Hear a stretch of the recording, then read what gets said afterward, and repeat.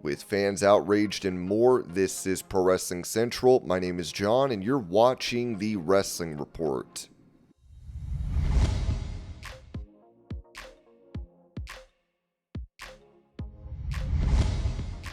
After announcing that his contract with WWE will not be renewed, CARLITO is no longer on the company's programming. Now he has announced his first post-WWE appearance, as he will be at WrestleCon in Newark on August 1st and 2nd.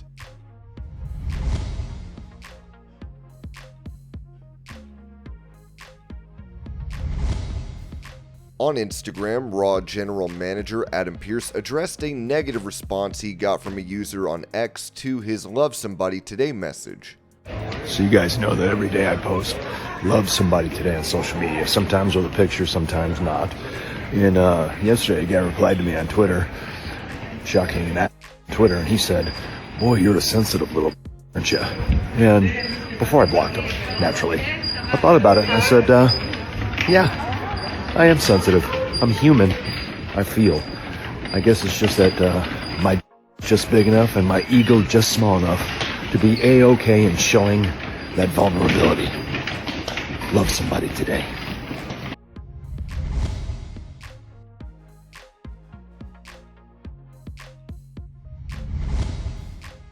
Taking to X, Jonathan Coachman said this regarding R-Truth's return to WWE.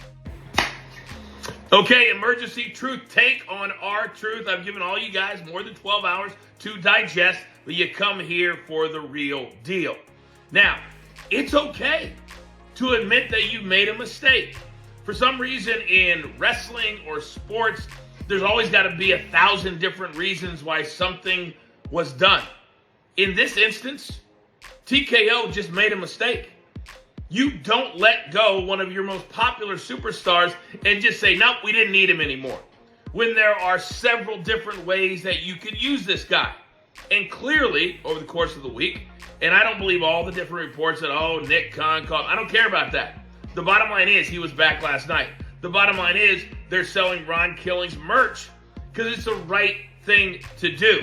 Now, what I do have an issue with is Triple H with a little smirk on his face in the post-event press conference saying, do you like the show? It's all a part of the show. No, it wasn't. No, it wasn't. And that's okay. But what he doesn't want to admit is they are booking by the week. It's not long-term storytelling. If it was long-term storytelling, I doubt that R-Truth getting released, coming back in a hoodie, costing John Cena a tag team match at Money in the Bank was part of their long-term storytelling. I seriously doubt that. So it's okay. Just come out and say, you know what? We decided to go in another direction. It was not working in our minds, and we brought him back in. The other part of this is this part. All these reports that he's making so much money. So it makes sense for TKO to let him go. Coach, you know this. It's business. It's all about the almighty bottom dollar. I work with two different people at ESPN that were making over $1 million a year. They were offered around $700 to re-sign. They were offended. Oh my God. To 99% of the world, $700,000 is a fortune. But they decided to leave because they couldn't be offended by taking a pay cut. Guess what? Every single talent at some point is going to be released and or fired, however you want to look at it. If they decide to bring somebody back at a lesser price, we're supposed to fault him? We're supposed to say, don't do that? Let's say R-Truth was making $500,000 and they offered him $300,000. Is he really not supposed to take that? Is he really supposed to say, nope, I'm going to stand on my principles? This is a business, ladies and gentlemen, that there are 2, maybe 3 places you can make a 6-figure, really healthy income to work there. So when you're in that business and you're in your 50s, I don't give a damn if it was a 50% pay cut. I give a tip of the cap to Ron Killings, and I give a tip of the cap to TKO for making it right. It's not that complicated. It's really not. So let's stop with all the nonsense that I'm seeing everywhere and just say they made a mistake, they made it right, they're going to capitalize by selling merch, and R-Truth can come back and be a part of a storyline because they desperately need stars that are popular. Fightful added that a higher-up mentioned when R-Truth had initially been approached for a return, he didn't seem to entertain the calls. When Nick Khan took over, things opened up. Truth being brought back was something that they viewed as a good sign that the roster and fan response being listened to overcame everything else, the source said. Dave Meltzer also said they're looking at the numbers. They're looking at how many people they have to cut or how much money they have to cut. And those were the picks. Those were the Levesque picks, and that's what it is.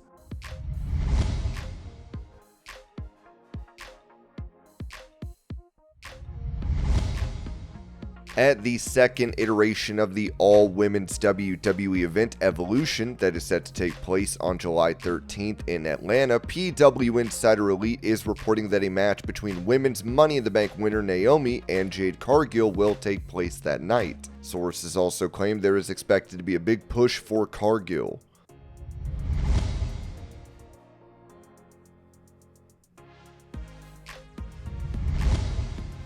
With Warner Bros. Discovery set to split into two companies, AEW's future has been called into question. As Ringside News wrote, Warner Bros. Discovery and AEW have a solid relationship, which is why AEW signed a multi-year deal with them last year. However, Warner Bros. Discovery is set to split into two different companies in 2026, and now AEW's future once the split happens has been revealed. According to John Alba of Sports Illustrated, a source familiar with the Warner Bros. Discovery situation said they don't expect anything to change with AEW for the foreseeable future. However, he noted that it's unclear how long that foreseeable future really is. The situation is still new, and more updates could come as things develop. Update: a source with knowledge of the Warner Bros. Discovery split situation says they do not expect anything to change for the foreseeable future for AEW. How long that foreseeable future is not exactly clear. The news is still relatively fresh. As previously reported, Warner Bros. Discovery announced plans to split into two separate companies by mid-2026. The first company will be called Global Networks. It will include TBS, TNT, Discovery Plus, and Bleacher Report. This is the side where AEW currently airs Dynamite and Collision. It will be run by Gunnar Weidenfels, who is WBD's current chief financial officer. The second company will be called Streaming and Studios. It will include HBO, HBO Max, the company's TV and movie production, Warner Bros. Movie Studios, and DC. This part will be led by David Zaslav, the current president and CEO of WBD. It's to be noted that Tony Khan often mentioned Zaslav when talking about AEW's future on TV. AEW's shows on Warner Bros. Discovery Networks seem safe for now, but with big changes coming in 2026, fans will obviously be watching closely. Tony Khan's strong connection with top WBD executives and AEW's current TV ratings could be important in making sure the company stays in a strong position during this major transition. Therefore, we'll have to see what will happen to AEW in the coming years.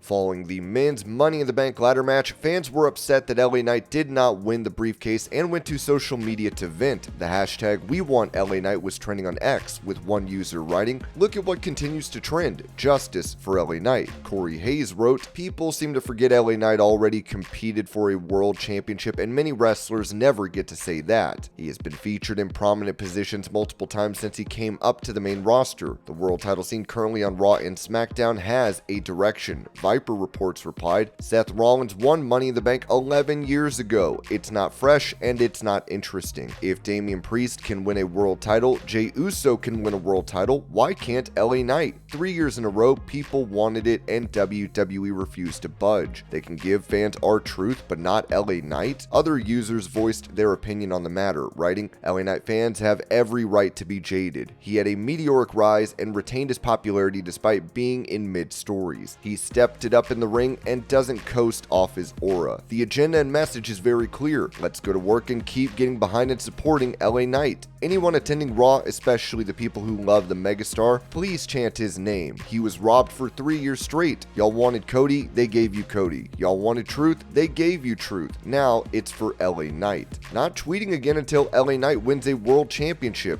yeah, I'm gonna be gone for a while, aren't I? Make sure you guys keep on supporting LA Knight no matter what. Hashtag we want LA Knight. Goodbye. Unbelievable that LA Knight keeps being lowered always. WWE needs a new, fresh breath of air. He needs to win the big one. He has to. Good morning, happy Monday. The agenda continues to grow stronger and stronger. Let's keep pushing. Thing is, Triple H thinks they can shut down LA Knight's hype by constantly screwing him and the fans, but I can't wait for it to backfire, and I can't wait to hear how loud his next pop and chants will be. They want to slap us in the face, we will slap them right back. I don't tweet a lot, but damn it, LA Knight needs our support more than ever. 3 years, 3 heartbreaks, but if there's one thing I know about Knight, it's that he never gives up because he doesn't know how to. So I can't give up on him, and neither should anyone else. Hashtag we want LA Knight is more than a hashtag. The people have your back because you deserve it, Ultimate Underdog. Multiple years later, still waiting for said great things. Triple H crowned this man. Triple H, I'm begging you to have LA Knight win the King of the Ring tournament. He deserves the world, and y'all keep giving him crap. The top merch sellers for all of 2023 and 2024 in the WWE. There is only one person on both lists, excluding the factions, who hasn't won a world championship.